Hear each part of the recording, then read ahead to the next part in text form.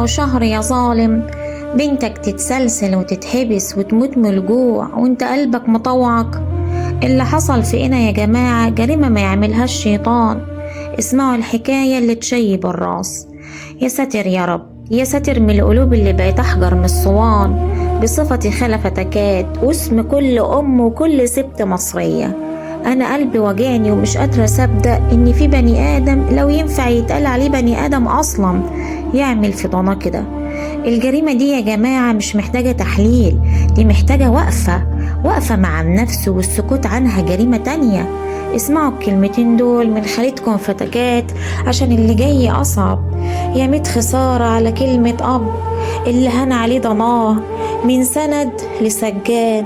البنت اللي المفروض تلاقي الأمان في حضن أبوها لقت نفسها محبوسة في أوضة حديد ومتسلسلة وبتاكل في نفسها يا ضنايا من الجوع.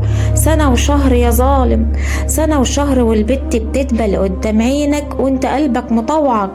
جريمة مع سبق الإصرار لما تحفر لبنتك حفرة في الأرض عشان تتعامل لا مؤاخذة وهي متسلسلة، وتمنع عنها الأكل عشان تموت بالبطيء وتبان موتة طبيعية. ده مش تربية ولا خوف على السلوك، ده غل وسواد وجبروت ما يعملوش شيطان.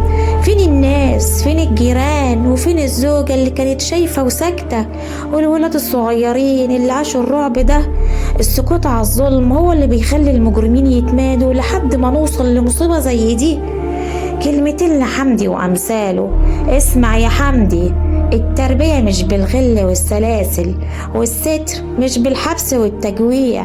انت فاكر انك كده راجل وبتحافظ على شرفك؟ انت كده ضيعت دينك ودنياك وبقت وصمة عار في جبين الإنسانية. اللي زيك ما يستحقش لقب أب أصلا، انت مجرد سجان خالي من الرحمة، والحساب عند ربنا عسير قبل حساب القضاء. يا شيخ ده الوحوش في الغابة بتحن على عيالها، انت ايه؟ قال ايه بيأدبها؟ ده انت اللي محتاج تتربى من اول وجديد يا سبع البرمبة.